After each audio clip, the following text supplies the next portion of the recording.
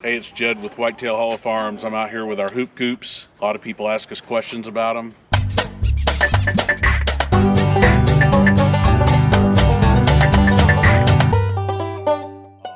This is a very old one. This one's about 7 years old and has an original tarp on it. And it's done. It's cooked. You can actually kind of see holes through it. It's raining in. This is one of our important breeds, crested cream leg bars, and you can see it's got mold and lichen or whatever growing down the sides of it. It's a disaster area, and it's getting completely muddy inside. The eggs after a day or two are just completely muddy, and it seems to be raining every day. It's time to change the tarp out on this one and get these guys dry again, start collecting eggs and hatching. In fact, this one's been here so long. This is what we used to hold them on with. We now use nylon wire ties.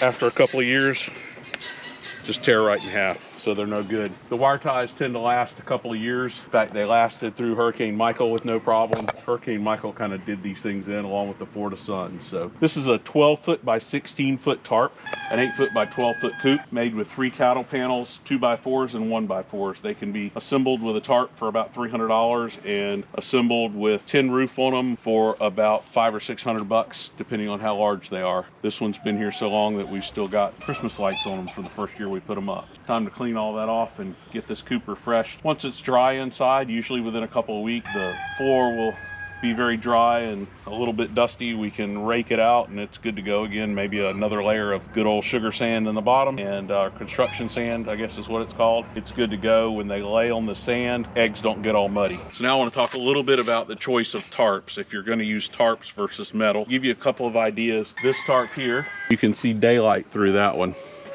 That tarp has been there about 7 years, so it's done. If you look at the sides, you know, they're a little more solid. This one virtually holds out no rain whatsoever. This tarp came from what, Tractor Supply, something like that, probably about $30.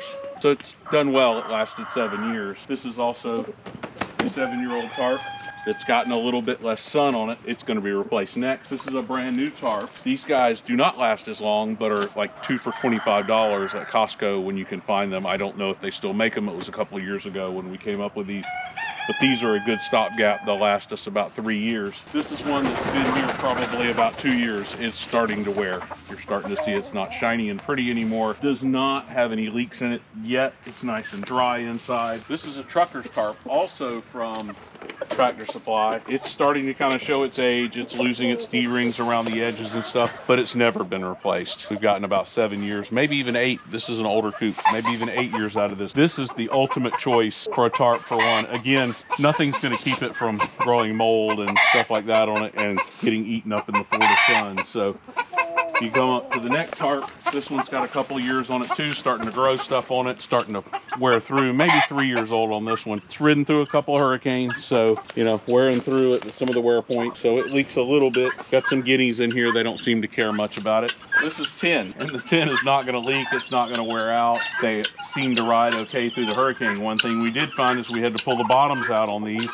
because water would follow them right down and flood the inside. So we're still working on this concept here. This is a coop that was originally built without any of the hardware cloth along the bottom, and we kept some turkeys in it, so it's kind of expanded. It's not in the greatest of shape, but we're just using it for a basic grow out at the moment. It seems to be doing pretty good. Added the concept of some clear panels at the top. Again, we've got to kind of work on that concept a little bit. So I have to completely rebuild this coop. If you see, the Hurricane Michael did a little number on it and took the fence, the tree, everything down. It landed square on top of this coop, crushing it. Didn't kill anybody. Piece of ground was up a few feet and something has moved in underneath it. We've got the mystery hole.